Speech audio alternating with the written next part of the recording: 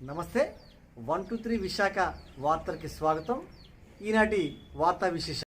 Anakapalli parliament MP అభ్యర్థిగా పోటీ చేస్తున్న నర్సీపట్నం ప్రాంతానికి చెందిన జన్నూరి శ్రీనివాస్, నర్సీపట్నం ప్రాంతానికి చెందిన డాక్టర్ జానకిరామయ్య కుమారుడు శ్రీనివాస్ గత కొన్ని రోజుల నుంచి సేవా కార్యక్రమాల్లో ఉంటూ వైఎస్ఆర్ కాంగ్రెస్ పార్టీ అభిమానిగా ఉంటున్నానండి. అధిష్టానం ఆదేశిస్తే అనకాపల్లి పార్లమెంట్ నుంచి వైఎస్ఆర్ పార్టీగా పోటీ చేసేందుకు సిద్ధంగా ఉన్నానని ఈ సందర్భంగా ఆయన తెలియజేశారు. ఈరోజు నర్సీపట్నంలో విలేకరుల సమావేశంలో ఆయన మాట్లాడుతూ నియోజకవర్గానికి నామినేషన్ దాఖలు చేసిన శ్రీనివాస్ మన దగ్గరే ఉన్నారు. ఈయన ప్రస్తుతానికి అనకాపల్లి పార్లమెంట్ అభ్యర్థిగా పోటీ చేశారు. కానీ ఈయన మన నర్సీపట్నం నియోజకవర్గానికి చెందిన ప్రముఖ డాక్టర్ జానకిరామయ్య గారు కుమారుడైన, అంటే మన నర్సీపట్నం ప్రాంత వాసులందరికీ జానికి ₹5 డాక్టర్ అంటే తెలుస్తారు అందరికి. మనం నర్సీపట్నం అబీ సెంటర్ నుంచి కృష్ణ బజార్ వెళ్ళే రోడ్డు మార్గంలో జానకిరామయ్య డాక్టర్ తెలియని వాళ్ళు అలాంటి ఆ డాక్టర్ గారు కుమారుడు మా శ్రీనివాసరావు మన దగ్గర ఉన్నారు. మా నాన్నగారు చేసిన సేవలు, అలాగే నేను వివిధ ప్రాంతాల్లో చేసిన కార్యక్రమాలతో ఈరోజు మన నర్సీపట్నానితో పాటు అనకాపల్లి పార్లమెంట్లో 7 నియోజకవర్గాల ప్రజలకి కూడా నా వంతు సేవ చేయాలి. ఇప్పటివరకు సామాజిక కార్యక్రమాల్లో సమైక్యం అయ్యాడు, కానీ ఇంకా ఎక్కువ చేయాలన్న సదుద్దేశంతో ఈరోజు పార్లమెంట్కి పోటీ చేశారు. మన శ్రీనివాసరావు గారు ఉన్నారు. 2 విషయాలు అడిగి తెలుసుకుందాం. సార్ ఏంటి సార్? నమస్తే అండి. ఏంటి పార్లమెంట్కి పోటీ చేస్తున్నారు, ఏంటి విషయాలు? ఏమున్నాయండి, వైసీపీ టికెట్ ఆశిస్తున్నాను. సో మోస్ట్ ప్రాబబ్లీ రేపు ఈవినింగ్ అంతా, రేపు 3 గంటలకంతా తెలుస్తుంది ఏంటి అనేది. ఇన్ కేస్ వైసీపీ టికెట్ రానిచో ఇండిపెండెంట్గా బరిలో దిగుతాను. సార్, అంటే ఈరోజు ప్రధాన పార్టీలు చాలామంది ఇప్పటివరకు ప్రచారంలో పాల్గొన్నారు, 7 నియోజకవర్గాలు కవర్ చేశారు. ఇలాంటి సమయంలో ఇంకా మీరు ప్రచారంలోకి ముందలేదు. రేపటి నుంచి మీ ప్రణాళిక ఎలా ఉంటాయి? ప్రణాళిక మేము ఆల్రెడీ టీమ్స్ రెడీ చేసుకున్నాం. సో 7 నియోజకవర్గాల్లో మొత్తం 40 టీంలను రెడీ చేస్తున్నాం. సో 40 టీములతో పాటు నేను కూడా అగ్రెసివ్గా మార్నింగ్ 6 నుంచి రాత్రి 10 గంటల వరకు ఫుల్ ఫ్లెడ్జ్ ప్రతి గ్రామానికి తిరగాలని నిర్ణయించుకున్నాం. సార్, అంటే జానకిరామయ్య డాక్టర్ గారు అంటే ఈ నర్సీపట్నం ప్రాంతంలో 4 మండలాల్లో కూడా 4 మండలాలు సుమారు 7 మండలాల్లో కూడా ఆయనకు ఒక ప్రత్యేకమైన గుర్తింపు ఉంది. డాక్టర్ గారు అబ్బాయి అంటే చాలా వరకు మిమ్మల్ని ఆదరించే అవకాశం ఉంది. ఎలా తీసుకెళ్తే చాలా రోజులు మీరు నర్సీపట్నం లేరు, ఎలా తీసుకోగలుగుతున్నారు? వాళ్ళందరినీ ఎలాగే మీరు మీట్ అవ్వగలరు? నేను అంటే ఎలా తీసుకెళ్ళాలి అంటే, మా నాన్నగారు చేసిన ₹5 డాక్టర్ అని ఈరోజు మీరు ఎలా అంటున్నారో, ఆయన చేసిన సేవా కార్యక్రమాలు నేను దాన్ని కంటిన్యూ చేద్దామని డిసైడ్ అయ్యాను. అంటే గ్రౌండ్ లెవెల్లో చూసుకుంటే కోవిడ్లో ఎవరూ చేయని మేము చేసాం. టాబ్లెట్లు డిస్ట్రిబ్యూట్ చేసాం.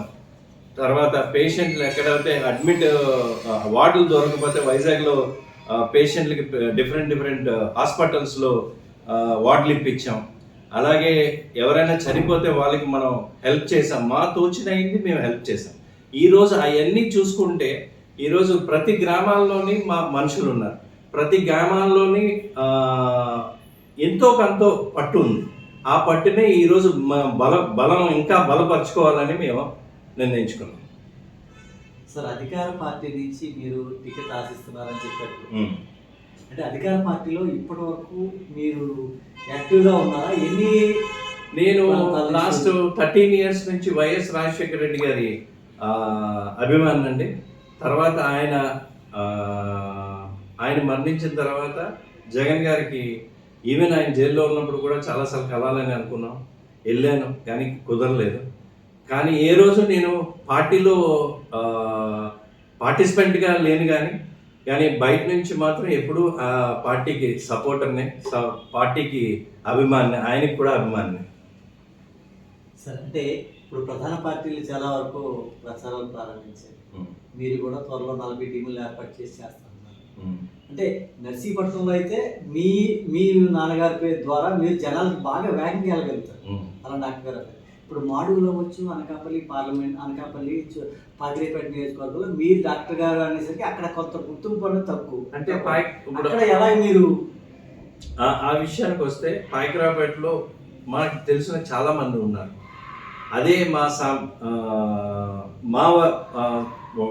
అంటే బేసిక్గా చెప్పాలంటే సామాజిక వర్గంలో మాది కూడా ఒక పార్ట్ స్ట్రాంగ్గా ఉంది కాబట్టి, అలాగే ప్రతి బీసీ, ఎస్సీ, ఎస్టీ, మైనారిటీస్ చాలామంది నాకు బాగా కనెక్షన్స్ ఉన్నాయి కాబట్టి ఈ ఓట్లన్నీ పడతాయని ఒక ఆశతో దీంట్లో ఈ బరిలో ఉన్నాను.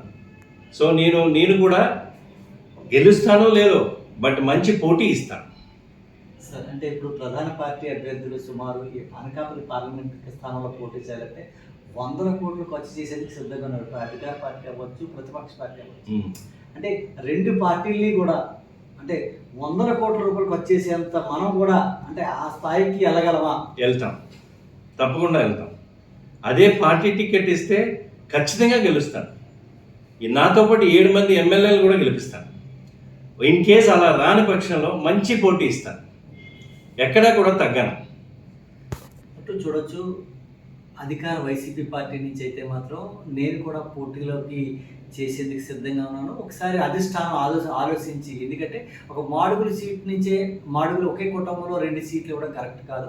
అంచేత కుమార్తె మాడుగుల నుంచి ఒక సీట్ ఇచ్చి నాకు ఎంపీ స్థానంగా అవకాశం ఇచ్చినట్లయితే నాతో పాటు 7 నియోజకవర్గ అభ్యర్థులు కూడా గెలిపించి తీసుకొచ్చి మీ చేతిలో పెడతానంటూ చెప్పేసి మన వేగి శ్రీనివాసరావు గారు చెప్తున్నారు. ఏది ఏమైనా రేపు జరిగే పార్లమెంట్ నియోజకవర్గ ఎన్నికల్లో మన నర్సీపట్నం ప్రాంత వాసి అయితే మాత్రం పోటీ పడేందుకు సిద్ధంగా ఉన్నారు. ముఖ్యంగా మన నర్సీపట్నం వాసులందరూ కూడా ముందుండి ఈయనకి మద్దతు తెలపాలని కోరుతూ ఉన్నారు. పావట్టు అనకాపల్లి, నర్సీపట్నం.